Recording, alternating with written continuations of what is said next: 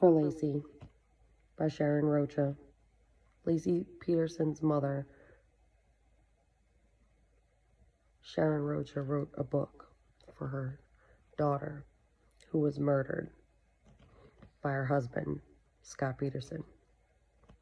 I'm going to read chapter 15, just a little sample for y'all, see if y'all want me to read the whole book. It's really a good one. Detective Bueller wanted to talk to us at 5 o'clock. It was January 15th, early afternoon. Then Ron told me that he'd called. I assumed it would be a phone conversation, but as it got closer to 5, Ron spoke to Bueller again and then said the detectives wanted to see us at the station. I reminded Ron that we'd agreed to go on Greta's show that night, so we needed to cancel, but he thought we could still make it. We didn't know why Bueller wanted to talk, but in the car, I had a premonition that something significant was about to happen.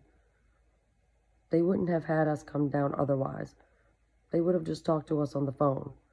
Ron shrugged, as if to say, "We'll see."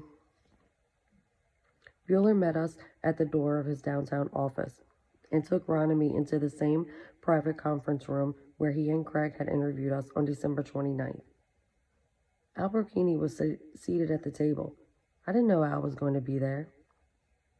They were all business, as always, and nothing about them hinted at the bombshell they were about to drop. Since January 2003, I've heard some people say we turned against Scott after the police told us he was having an affair, and that having an affair doesn't mean he murdered Laci. I haven't addressed those critics before, but I want to make it clear that we're not so naive as to believe an affair equates murder. We were never hell-bent on blaming Scott for Laci's murder. We loved the Scott we knew before December 24th, 2002. But after this meeting, we had more information than the public had. We didn't know everything, but we knew enough to come to a conclusion. Bueller began the meeting by explaining that despite daily reports in papers and television and constant coverage in magazines, most of their work had taken place without being revealed to Scott, the family members, or the media. It was true, and we understood why it had to be done this way. Then he said he was merely preparing us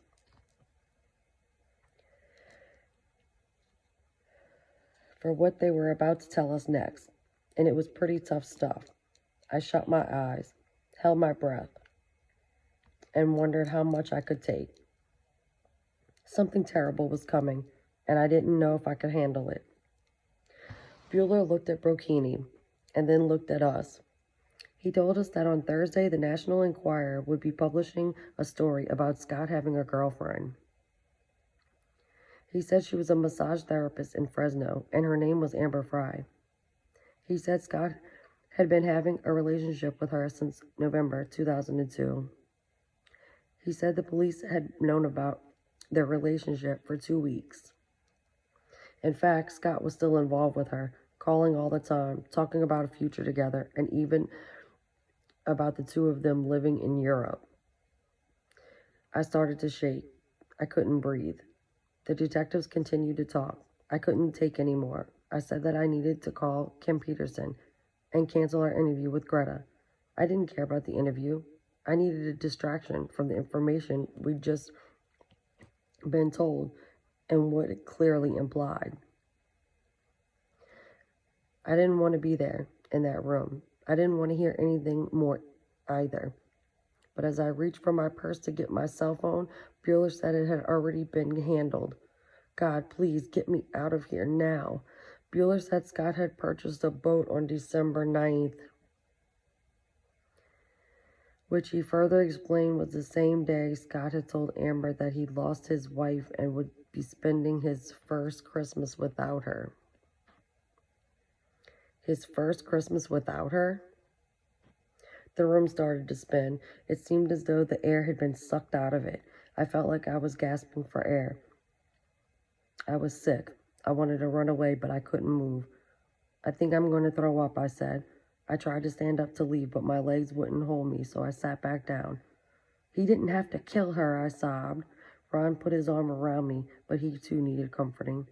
I heard him sob as he slumped in his chair and stared straight, dazed. I just wanted to go home. Most of all, I wanted Laci home and safe and alive. I've said that a lot, but that's what I thought over and over again. I wanted Laci home, safe and alive, and I wanted all our lives back to normal. We weren't finished. Bueller opened the folder that he had in front of him the whole time, pushed it toward Ron and me, and spread out 3 color photos of Scott and Amber. One showed them at a Christmas party, the other 2 of them in Amber's apartment. Scott and Amber were obviously a couple. I couldn't take my eyes off them, especially Scott. I studied him intensely, his face, his eyes, his smile. Suddenly, he looked like a stranger. He looked like a murderer. He killed her, didn't he? I said, still looking at the pictures, not at the detectives. Bueller and Brocchini didn't say he did kill her, but they didn't refute it either. The information was on the table.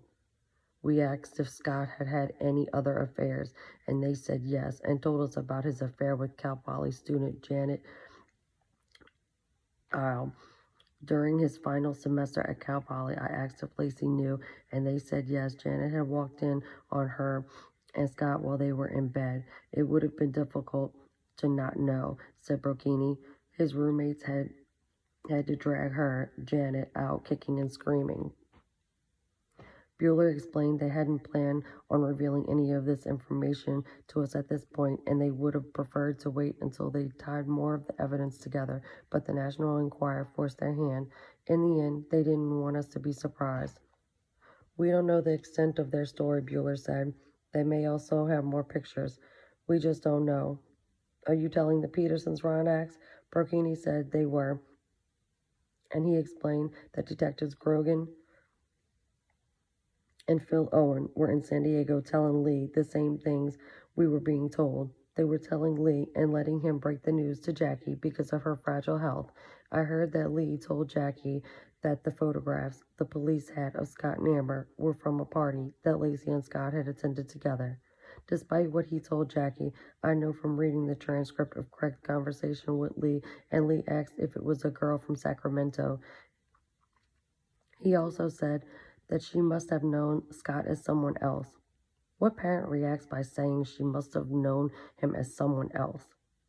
Our entire meeting with Bueller and Brocchini lasted 15 to 20 minutes. I left sick, crying uncontrollably, weak, and wiped out. Basically, I was destroyed. It wasn't Scott's affair that did it as much as it was the implication of his affair, his deceit, and the assumptions I was left to make. These weren't rumors. There were photos and tapes. They implied what happened, but more. I now knew Laci wasn't coming home. That was the first time I really had to imagine her dead. I had to think about Scott killing her. I had to think about all the questions that went with that. How? When? Did she suffer? Did she fight? Did she plead with him?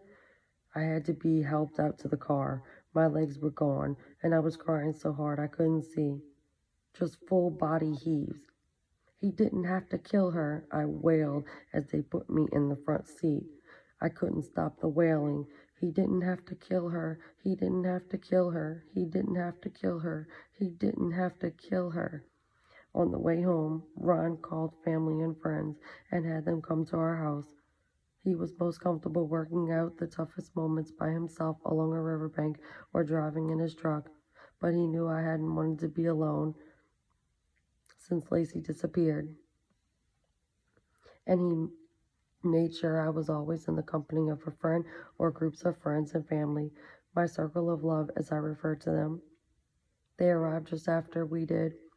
Gwen and Harvey, Kim, Sandy, Patty, Lynn, Lisa, Susie, and Gil. They gathered in the living room and listened as Ron explained the latest news, and I went into the bedroom and lay down on the bed, but I was way too agitated to stay still and soon got up to join everyone else. Halfway down the hall, I impulsively slammed my fist into the wall, but unlike the movies, the wall didn't give, and I thought I'd broke my hand. But that pain was minor compared to the pain that was raging inside of me, not to mention the feeling of helplessness that come over me. I had the sense that I was spiraling down, down, down a bottomless pit, and there was nothing to grab onto to stop my fall. Sometime that night, I said we should close the volunteer center. What was the point of keeping it open? Scott had murdered Laci. How would it look to have him wandering through the center? Once the media got a hold of the National Enquirer story, nothing would get done. Kim agreed and relayed the information to key people as well as to Bueller, who passed it on to the department. Then I sat in the living room and I thought, now what? Where were we supposed to go from here? Where was all the oxygen in the room? I could barely breathe. Laci wasn't coming home. Before that point, I never in my life thought about murder as something that might touch my life. I didn't know anyone capable of taking a human being's life, and I didn't want to. My neighborhood was filled with good people. We didn't lie, had nice friends, went to work, paid our bills. We raised responsible, nice children. They did their homework, got good grades, went to college, they married. They were making us grandparents. Why was I now thinking about murder? What had happened in the universe? Why Laci? I didn't want to know such a crime intimately. Not my flesh and blood, not my baby and her baby. Oh, what kind of animal killed his pregnant wife? I kept thinking about her, about him. He didn't have to kill her. He didn't have to kill her. He didn't have to kill her. He didn't have to kill her. My baby was dead, and her baby was dead. It was incomprehensible.